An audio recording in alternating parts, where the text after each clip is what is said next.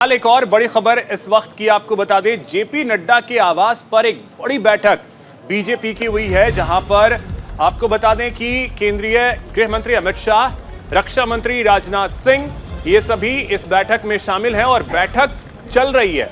लगभग 2-2.5 घंटे का वक्त हो चुका है और ये बैठक लगातार जारी है।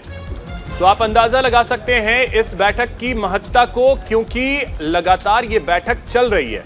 2-2.5 घंटे का वक्त हो चुका है और अभी भी बैठक जारी है। संभव है कि कई नेताओं पर गाज गिरे।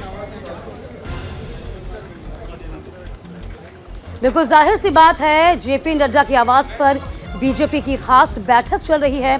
अमित शाह, राजनाथ सिंह इस बैठक में शामिल हैं और इसी के साथ साथ देखिए इस बैठक में क्या कुछ निकलकर सामने आएगा, ये देखने वाली बात होगी। लेकिन लगातार आपको बता दें, बैठकों का दौर बदस्तूर जारी है।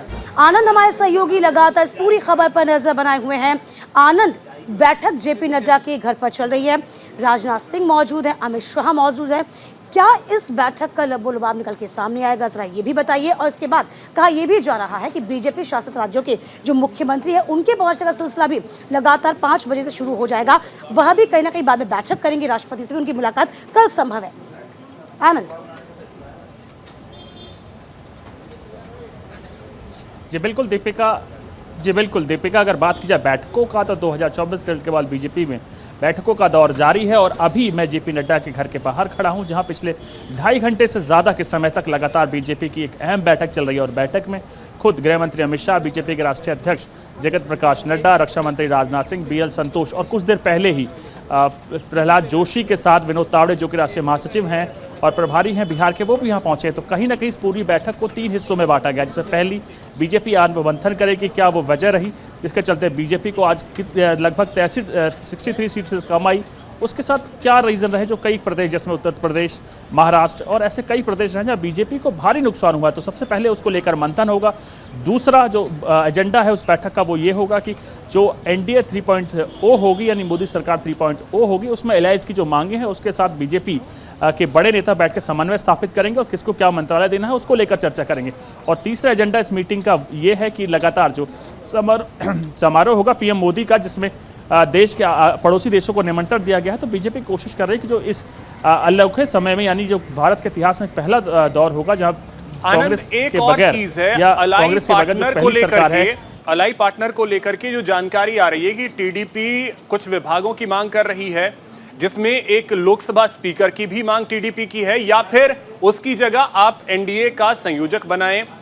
रक्षा की मांग की जा रही है, शिक्षा विभाग की मांग की जा रही है। JDU की तरफ से जो मांग है वो अटल बिहारी वाजपेयी की सरकार में जब JDU साथ थी तो वो वाला फॉर्मूला लाया जाए।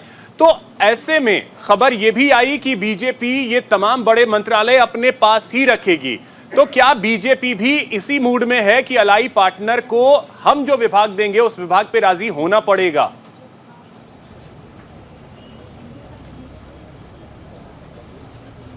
देखिए, नेगोशिएशंस का दौर जारी है, लेकिन बात कर जाए TDP की तो TDP के 2 ओपिनियन है कि पहला ओपिनियन ये है कि या तो हमें स्पीकर का पद दिया जाए और उसके साथ 4 से 5 मंत्रालय की मांग कर रहा है, जिसमें रूरल डेवलपमेंट, क्योंकि आंध्र प्रदेश में भी अब इनकी गवर्नमेंट फॉर्मेशन हो गई है और TDP वहाँ पर सत्तारूढ़ी पार्टी हो चुकी है। अब शपथ लेने के बाद जल्द ही खुद चंद्रबाबू नायडू शपथ लेंगे और मुख्यमंत्री के तौर पर अपने कार्य को आगे बढ़ाएंगे। तो उनका जो मानना है, उनका ये कहना है कि पहला स्पीकर का पद, क्योंकि कोलिशन की गवर्नमेंट है तो स्पीकर का पद बहुत महत्वपूर्ण हो जाता है। और उसके साथ साथ रूरल डेवलपमेंट मिनिस्ट्री, और मेनली जो TDP का फोकस है वो है रूरल डेवलपमेंट मिनिस्ट्री के साथ इंफ्रास्ट्रक्चर, जो रोड ट्रांसपोर्ट एंड हाईवेज से लेकर तमाम वो मिनिस्ट्रीज जो इंफ्रास्ट्रक्चर में डील करती है TDP की, उसको लेकर मान रही है। और अगर उनका एक ऑप्शन और है कि अगर बीजेपी नहीं मानती है तो अटल बिहारी वाजपेयी के जो समय में TDP से NDA के संयोजक थे उस पद को चाह रही है, उसके साथ स्पीकर को चाह रही है।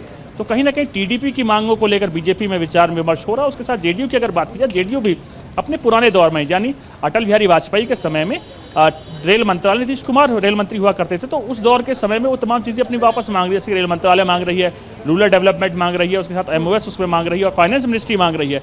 तो बिहार को देखते हुए फाइनेंस मिनिस्ट्री बहुत इंपॉर्टेंट है, क्योंकि आप देखिए नेचुरली जो बिहार की जाहिर सी इकोनॉमी बात है आनंद, हमें कह सकते हैं लगातार बिहार को लेकर यही कहा जाता है कि विशेष राज्य का दर्जा बिहार लगातार चाहता है, और अब देखना ये होगा कि इस पूरे मामले को बीजेपी कैसे हैंडल कर पाएगी। बहुत शुक्रिया आपका तमाम जानकारी देने के लिए।